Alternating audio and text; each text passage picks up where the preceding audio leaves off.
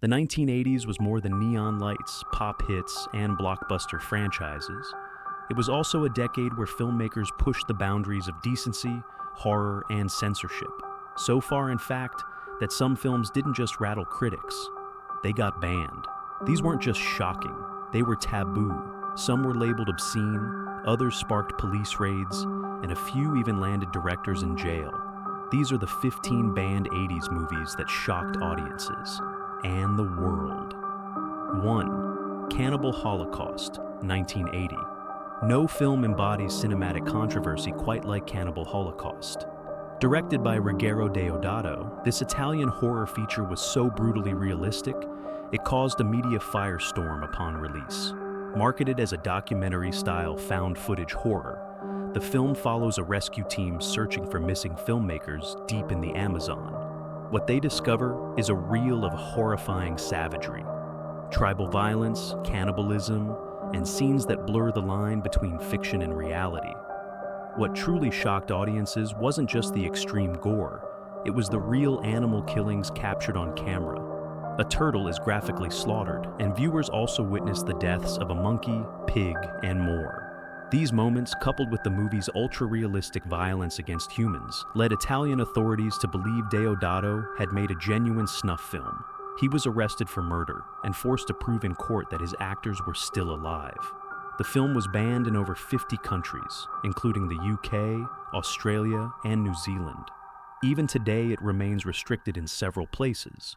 While some hail it as a savage critique of media sensationalism and Western exploitation, others see it as pure sadism masquerading as art. Whether masterpiece or monstrosity, Cannibal Holocaust remains one of the most infamous films ever made, and the poster child for banned cinema. 2. The Evil Dead, 1981. Sam Raimi's low-budget horror classic, The Evil Dead, may be a cult favorite today, but in the early 1980s, it was treated like contraband. Banned in the United Kingdom during the notorious Video Nasties panic, the film was branded obscene for its relentless gore, demonic possession scenes, and disturbing imagery. Police seized VHS copies from video stores, and distributors faced prosecution under the Obscene Publications Act. The plot is deceptively simple. 5 friends head to a remote cabin in the woods, only to awaken malevolent spirits after reading from the Book of the Dead. What follows is a blood-drenched descent into madness as the characters are possessed, mutilated, and ultimately destroyed by supernatural forces. Raimi's camera work, frantic, kinetic, and unrelenting, gave the film a nightmarish energy that few horror films of the era could match. What really shocked censors, however, was the infamous tree assault scene. Even for horror fans, this sequence was beyond disturbing. Coupled with the movie's refusal to let up, every 5 minutes brings more screaming, more blood, and more terror. It was seen as too dangerous for home viewing. Despite the ban, The Evil Dead gained a cult following through underground copies and fan bootlegs.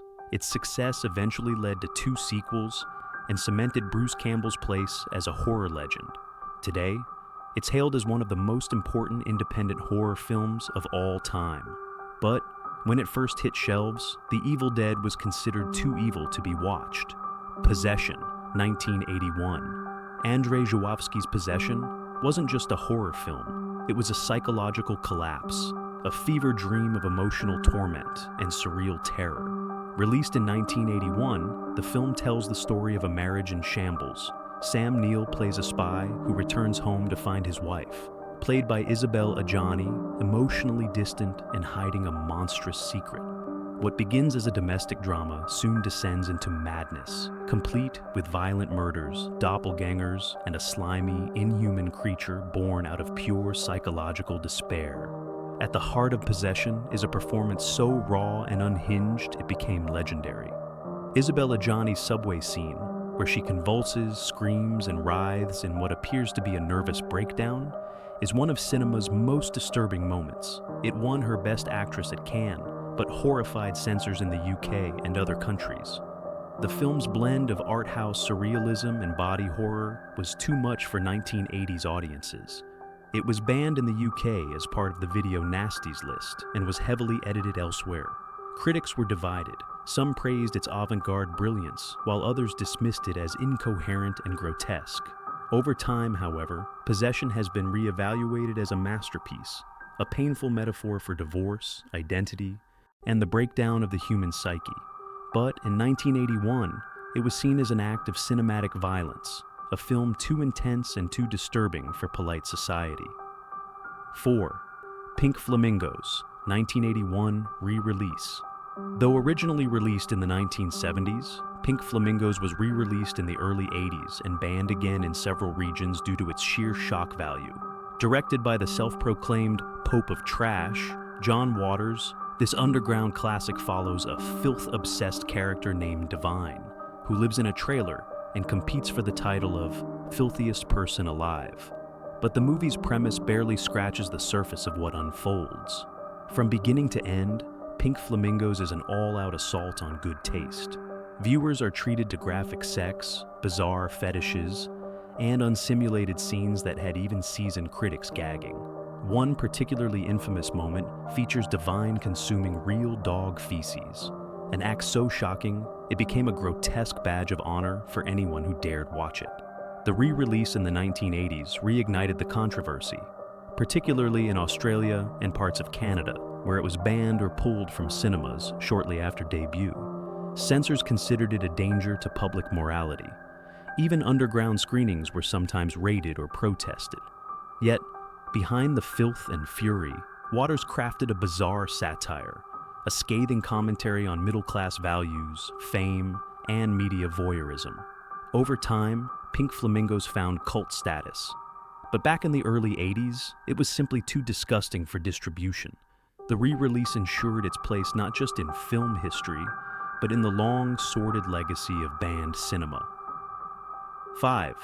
Caligula, 1980. Caligula wasn't just a film, it was an X-rated circus masquerading as historical drama. Funded by Penthouse magazine and directed by Tinto Brass, the film told the story of Roman Emperor Caligula's descent into madness and tyranny. With a cast that included Malcolm McDowell, Helen Mirren, and Peter O'Toole, it had the trappings of prestige. But once the cameras rolled, it devolved into something much darker. The final cut was infamous for its graphic orgies, full frontal nudity, sexual violence, and scenes of brutal execution. Bob Guccione, the publisher of Penthouse, reportedly inserted unsimulated sex scenes without the actors' consent, turning what was intended to be an art film into something far closer to hardcore pornography. The backlash was swift and severe. Caligula was banned outright in several countries, including Canada and Italy. It struggled to find distribution in the United States and faced repeated legal threats. Even critics who were open to sexually explicit films balked at the movie's extreme content and chaotic narrative. Many theaters that dared show it were picketed or fined. Still, the controversy ensured its legacy. Caligula became the film you weren't supposed to watch, the historical epic soaked in sex and blood. Today it's studied as a case of excess, ego, and what happens when no one tells the filmmakers no. But in 1980, it was simply banned for going too far, even for the Roman Empire. 6. Faces of Death, 1980. Few films blur the line between horror and reality like Faces of Death. Marketed as a documentary, this pseudo-snuff compilation purported to show real footage of human and animal deaths, from executions and accidents to rituals and suicides.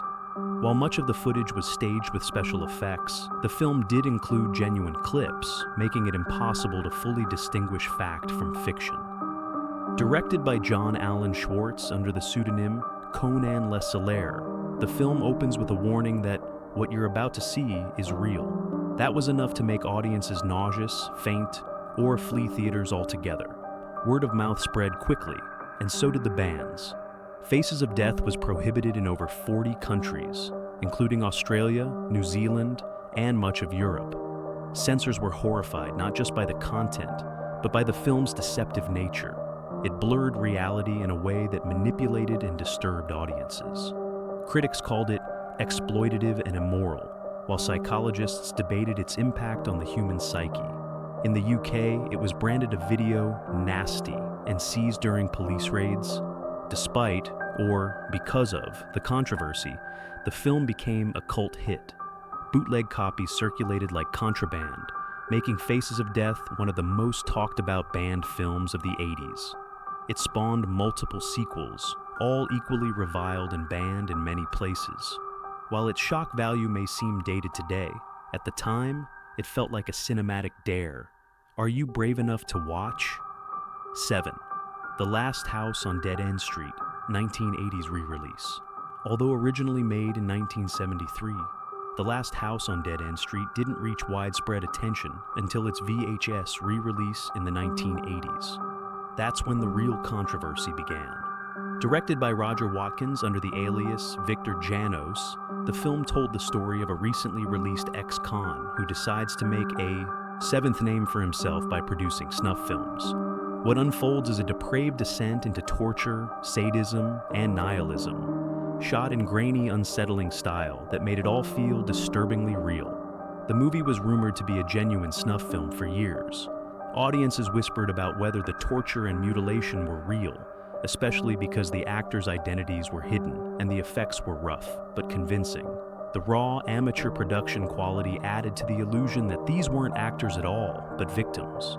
When it was reintroduced on home video in the 80s, it quickly made its way onto video nasties lists and was banned or pulled from shelves in the UK and other countries.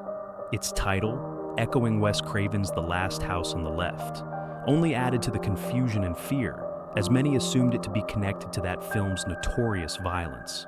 To this day, The Last House on Dead End Street remains one of the most mysterious exploitation films ever made.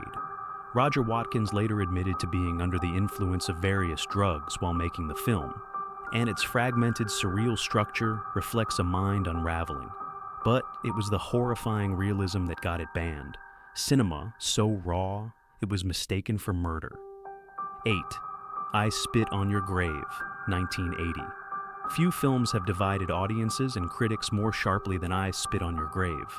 Directed by Mir Zarchi, the film tells the harrowing story of a woman who is brutally assaulted by a group of men, left for dead, and then returns to exact bloody revenge. What shocked audiences wasn't just the plot, it was the length and explicitness of the assault scenes, which took up nearly a third of the film's runtime. Upon release, I Spit on Your Grave was banned in several countries, including the UK, where it remained prohibited for decades. Even in the United States, it faced distribution challenges. Feminist groups decried it as exploitative and degrading, while others argued it was a powerful narrative of survival and vengeance. Roger Ebert famously called it a vile bag of garbage, while defenders claimed it was a radical feminist statement hidden inside a grindhouse revenge thriller. The controversy only fueled its legacy. Bans didn't stop curious viewers from finding underground copies or attending midnight screenings. The film gained a notorious reputation as one of the most disturbing movies ever made, not just for what it showed, but for how long it showed it. The violence was relentless, the emotions raw, and the revenge brutal. Whether seen as exploitation or empowerment, I Spit on Your Grave shocked 1980s audiences into silence, and then got erased from theater listings altogether. The debate surrounding it remains alive even today. 9. Tenebrae, 1982. Italian horror master Dario Argento was no stranger to controversy, but Tenebrae pushed things too far for British censors. Released in 1982, the film is a bloody stylistic murder mystery drenched in Argento's trademark giallo visuals. Splashes of color, disorienting camera work, and a pounding synth score. But beneath the stylish veneer was a trail of brutal slayings, razor slashings, and one of the most infamous axe murders in horror history. The story centers on an American author visiting Rome to promote his latest horror novel, only to become entangled in a string of murders inspired by his own work. The line between fiction and reality begins to blur as bodies pile up in gruesome fashion.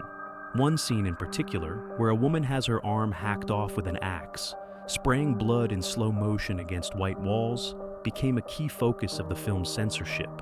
The UK censors included Tenebrae on their video nasties list, banning it for its excessive and sadistic violence. Even after cuts were made, the film remained restricted in several countries for years. Critics were baffled by its graphic nature and accused it of glamorizing violence against women. But Argento fans praised its clever commentary on censorship and media violence. After all, the killer was inspired by horror fiction, and Argento was clearly toying with the idea that art imitates life, or vice versa. Over time, Tenebrae has been reevaluated as a self-aware, stylish classic of the giallo genre. But in 1982, all the authorities could see was blood, and they wanted it off the shelves, fast. 10th Nekromantik, 1987. You've probably never seen anything like Nekromantik, and for good reason. Jörg Buttgereit's German underground horror film wasn't just banned, it was reviled, seized, and condemned as an affront to human decency. Released in 1987, Nekromantik tells the story of a man who works for a company that cleans up roadside accidents and takes body parts home as trophies. When he brings home a full corpse to share with his girlfriend, what follows is an unnerving exploration of necrophilia, obsession, and decay. The film's scenes of sexual intimacy with decomposing bodies were shocking enough to get it banned in multiple countries, including Germany, the UK, and Australia. Even underground theaters were hesitant to screen it. Censors considered it obscene, morally corrupt, and without artistic merit. But beneath the grotesque surface, Buttgereit was making a statement about alienation, death, and German repression. The film's low-budget aesthetic and disturbing realism only made it feel more authentic and more dangerous. Critics were divided. Most dismissed it as pure filth. Others saw it as a confrontational piece of art house horror, pushing taboos to their breaking point. It spawned a sequel, Nekromantik 2, which was also banned upon release. Today, Nekromantik is a cult legend among extreme horror fans, not just for what it shows, but for what it represents, the outermost limits of what cinema can express. But in the late 80s, authorities didn't care about artistic interpretation. They saw Nekromantik as a criminal act and made sure the world couldn't easily see it. 11. The Beyond, 1981. Lucio Fulci's The Beyond is more than a horror film. It's a dreamlike nightmare drenched in gore, surrealism, and apocalyptic dread. Released in 1981 as part of Fulci's unofficial Gates of Hell trilogy, the film tells the story of a woman who inherits a haunted Louisiana hotel built on one of the 7 gateways to hell. What unfolds is a series of grisly deaths, ghostly apparitions, and a descent into a literal vision of hell. Fulci's mastery of atmospheric horror is undeniable, but so is his obsession with gruesome deaths. Audiences in the 80s were treated to scenes of face-melting acid, tarantulas eating a man's face, and one of the most brutal eye-gouging sequences in horror history. The violence wasn't just graphic, it was artistic, operatic, and totally unrelenting. The UK was quick to react. The Beyond was included on the infamous Video Nasties list and banned from distribution. Even heavily cut versions were often rejected. Other countries followed suit, labeling the film blasphemous or obscene. Critics dismissed it as incoherent gore porn, but horror fans hailed it as a masterpiece of mood, sound design, and dream logic. What made The Beyond so effective, and so terrifying, was its refusal to explain itself. There's no clear villain, no logical resolution, just endless dread and blood. Today, it's considered a horror classic, and many of the same critics who once derided it have re-evaluated it as Fulci's magnum opus. But back in the 1980s, The Beyond was too bloody, too surreal, and too unholy to be allowed into the mainstream. 12th, Man Behind the Sun, 1988. Man Behind the Sun is one of the few films so disturbing that even horror veterans have trouble sitting through it. Directed by Chinese filmmaker Mu Tun-fei, this 1988 shock doc dramatizes the true atrocities committed by Japan's notorious Unit 731 during World War II. What makes it so horrifying isn't just the violence, it's that much of it is based on historical fact. The film follows a group of Japanese scientists performing live human experiments on Chinese prisoners, freezing limbs, infecting children with diseases, and exposing prisoners to decompression chambers until their bodies explode. The violence is presented with clinical detachment, making it feel even more unsettling. Adding to the outrage, the film included footage of a real autopsy and the death of a cat attacked by rats, scenes that provoked international outrage. Man Behind the Sun was quickly banned in multiple countries, including South Korea and the Soviet Union.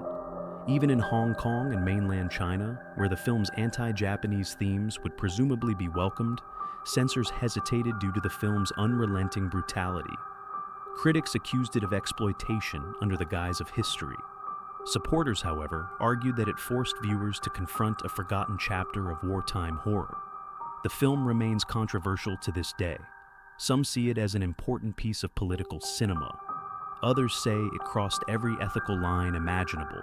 Either way, Man Behind the Sun was a film that no one could unsee, and many governments didn't want seen at all.